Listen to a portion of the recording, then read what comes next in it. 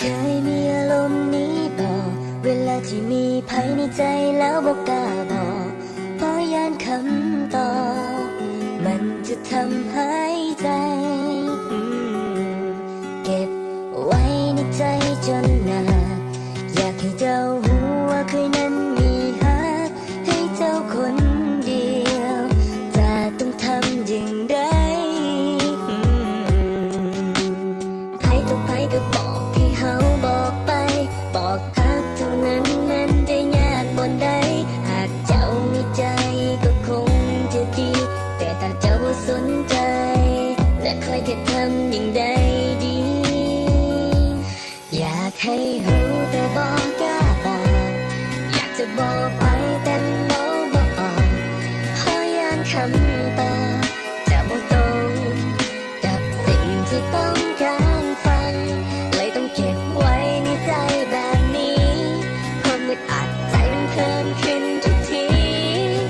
บอกข้างนั้นมันบ่ง่ายอย่างที่ใครก็คิดกันหากการบอกฮักมันเป็นเรื่องง่ายๆหากเป็นแบบนั้นมันก็คงสบายหากคอยบ่สนใจบ่แค่คำตอบว่าจะเป็นอย่างไรถ้าเจ้าบ่ฮักก็คงแล้วไปถ้าเจ้าบ่สนใจคอยคงบ่เสียใจแต่มันบ่เป็นอย่างนั้นบ่เคยมีความหวังอยากให้เจ้านั้นหา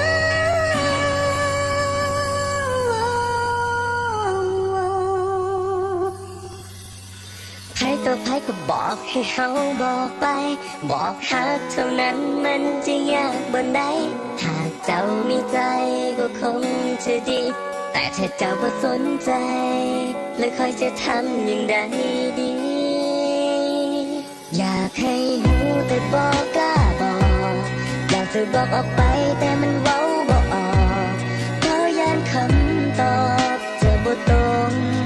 กับสิ่งที่ต้องการฟังเลยต้องเก็บไว้ในใจแบบนี้ความอึดอัดใจมันเพิ่มขึ้นทุกทีบอกรักนั้นมันบ่ง่ายอย่างที่ใครเขาคิดกันอยากให้รู้แต่บอกกล้าบอกอยากจะบอกออกไปแต่มันเว้าบ่ออก